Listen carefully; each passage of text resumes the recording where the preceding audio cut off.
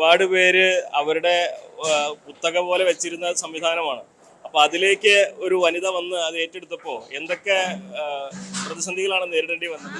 ഇവരുടെ ആൾക്കാർ തന്നെ ഉണ്ട് ഇതിനകത്ത്. ഇത് കാരണം വർഷങ്ങളായിട്ട് ഈ ഇതിന്റെ ഇത് നടത്തി പോരുന്ന ആൾക്കാരുണ്ട് ഇതിന്റെ പിന്നിൽ. അപ്പോൾ അവർക്ക് ഇത് കിട്ടാതെ വന്നപ്പോൾ ഉള്ളൊരു വിഷമവും, പിന്നെന്ന് പറഞ്ഞാൽ നമ്മളിത് നിർത്തിയിട്ട് പോകുവാണെങ്കിൽ അവർ ഏറ്റെടുക്കാമെന്ന് വരെ പരസ്യമായിട്ട് അവർ പറഞ്ഞു കഴിഞ്ഞു. ഇത് നിർത്തുന്ന പറ്റത്തില്ല, ഒരു സ്ത്രീ ഇത് നടത്തത്തില്ല, ഇത് എല്ലാവരും ആശുപത്രിയിലാണ്, എല്ലാവർക്കും അസുഖമായിട്ട് കിടക്കുകയാണ്, ഞങ്ങൾക്ക് വയറ്റിളക്കമാണ്, ഛർദിലാണ്, അങ്ങനെയൊക്കെ പറഞ്ഞ് നമ്മളെ ഒരുപാടങ്ങ് നമ്മളും വിചാരിച്ചു ഇത് പറ്റത്തില്ലായിരിക്കും, നമുക്കങ്ങ് നിർത്താം, കരാറങ്ങ് ക്യാൻസൽ ചെയ്യാമെന്ന് വിചാരിച്ചു. പക്ഷെ ഭഗവാൻ അതിന് നമ്മളെ അനുവദിച്ചില്ല എന്ന് വേണം പറയാൻ. എല്ലാം ഭഗവാന്റെ ഒരു അനുഗ്രഹം, അത്രയേ ഉള്ളൂ. തുടരാൻ സമ്മതിക്കില്ല എന്നുള്ള രീതിയിൽ തന്നെ പല പണികളും വന്നില്ലേ? പിന്നെ ഒരുപാട് എല്ലാ തരത്തിലും നമ്മളെ ഇവിടെ ആഹാരങ്ങളൊന്നും കൊള്ളത്തില്ലെന്നും, നമ്മുടെ ആഹാരങ്ങളൊന്നും മുഴുക്കുന്നില്ലെന്നും, പിന്നെ അവർക്ക് ഛർദിലാണെന്നും, പിന്നെ ഒരു തെറ്റായ പ്രചരണം. എന്നിട്ട് ഇപ്പോഴും പറയുന്നുണ്ട്. ഇപ്പം നമ്മൾ ഇത്ര നല്ല രീതിയിൽ ആഹാരം സഫീഷ്യൻ്റ് ആയിട്ടാണ് കൊടുക്കുന്നത് എല്ലാവർക്കും. നമ്മൾ അഥവാ നമ്മൾ ഉണ്ടാക്കുന്ന ഭക്ഷണം തികഞ്ഞില്ല എങ്കിൽ അപ്പോൾ തന്നെ നമ്മൾ ഇതിൻ്റെ അടുത്ത ഇത് കണ്ടെത്തി ആഹാരം നമ്മൾ വിതരണം ചെയ്യുന്നുണ്ട്.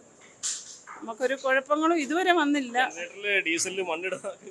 ജനറേറ്ററിൻ്റെ ഡീസൽ വരെ നമ്മൾ വെള്ളം ഒഴുകി പോകുന്ന പോലാണ് പോയത്. ഡീസൽ വരെ നമ്മുടെ ഇതാക്കി കളഞ്ഞ്. പിന്നെ ഒരുപാട് കഷ്ടനഷ്ടങ്ങളും മാനനഷ്ടങ്ങളും എല്ലാം അവർ വരും. പക്ഷേ നമ്മളിത് കളഞ്ഞിട്ട് പോകത്തില്ലെന്ന് ഉറപ്പ്. എന്തായാലും ഈ വർഷം എടുത്ത കരാറ് നമ്മൾ ചെയ്യുമെന്ന് 100% ഉറപ്പിച്ചു. ഭഗവാൻ നമ്മുടെ കൂടെ നിൽക്കണം. ഭഗവാനോട് ഞാനങ്ങ് പറഞ്ഞു, എന്തിനാ ഞങ്ങളെ ഇങ്ങനെ കഷ്ടപ്പെടുത്തുന്നു. പക്ഷെ ആ ഒരു പറച്ചിൽ ദൈവം കേട്ടു.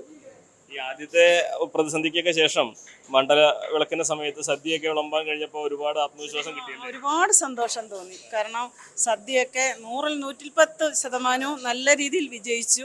എല്ലാവരും പറഞ്ഞു, ഈ പറഞ്ഞ എല്ലാ ആൾക്കാരും പറഞ്ഞു, ചേച്ചിക്ക് ഇങ്ങനെയൊക്കെ വെക്കാൻ അറിയാവോ എന്ന് വരെ ചോദിച്ചവരുണ്ട്. പക്ഷെ നമുക്കിപ്പോൾ എന്നും അങ്ങനെ കൊടുക്കാനൊക്കത്തില്ലല്ലോ.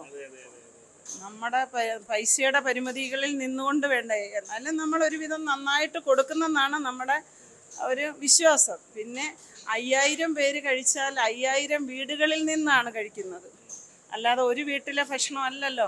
പല വീടുകളിൽ നിന്ന് വരുന്നവരാണ്, അവർക്ക് പല ടേസ്റ്റാണ്. പിന്നെ അവരുടെ പ്രവൃത്തികൾ നമ്മൾ നോക്കുമ്പോൾ അരവണയിൽ നിന്ന് വരുന്നവർ, അവരവിടെ ജോലി ചെയ്ത് ക്ഷീണിച്ച് അവരുടെ പ്രതിഷേധമാണ് ആഹാരത്തിൻ്റെ മുന്നിൽ അവർ കാണിക്കുന്നത്. അപ്പോൾ അവരോടും നമുക്ക് പിന്നെ ഇത് കണ്ടപ്പം അവരോടും ഒരു അലിവ് തോന്നി. കാരണം അവരത് കാണിക്കുന്നതിൽ അവരുടെ ഒരു വിഷമമാണ് അവരെ കാണിക്കുന്നതെന്ന്.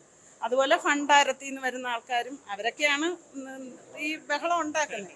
കാരണം നമുക്ക് മനസ്സിലാവും അവരവിടെ അനുഭവിക്കുന്ന ഒരു വിഷമത്തിൻ്റെയാണ് നമ്മുടെ മുന്നിൽ ഓടി വരുന്നുണ്ടെങ്കിൽ ആഹാരം ചിലപ്പം തികയാതെ വരികയോ പെട്ടെന്ന് കൊടുക്കാതെ വരികയോ ചെയ്യുമ്പോൾ ഉണ്ടാവുന്ന ഒരു പ്രതിഷേധമാണ് അത് കാണിക്കുന്നത്. പക്ഷെ ഇപ്പോൾ ഒന്നുമില്ല, അവരെല്ലാം നമ്മളോട് സ്നേഹത്തിലായി.